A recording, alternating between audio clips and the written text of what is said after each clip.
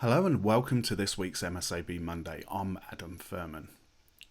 One functionality that we have touched upon recently has been HashTree Builder, and the series has gone down extremely well with those of you who were unaware of the feature and now fully aware of how this functionality can assist in your workflow when working with known file hashes.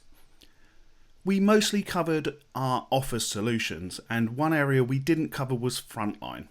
What we want to do today is show you how to use this functionality if you are running XRY Express. So you can see on the screen I have my list of hashes which are currently in a text format. The first thing we need to do is we need to change the extension to a flat file format, so we're going to give it FF extension, and that's so HashTree Builder can read the file. We press yes to confirm that and open HashTree Builder. What we then need to do is we need to give it the input file. So we navigate to our desktop and then we select that file for ingestion into HashTree Builder. So we select our .ff file, press OK, ensure that our radio button is selected on the correct hash format, select the folder which is going to be workflow hash lists.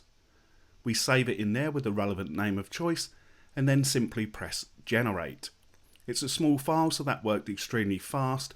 And then what we can do is we can go into our workflow folder, hash list folder, and check that the file is there. Hopefully you can see that it's extremely simple to set this up for XRY Express, and you'll join us again soon for some more hints and tips. Thank you.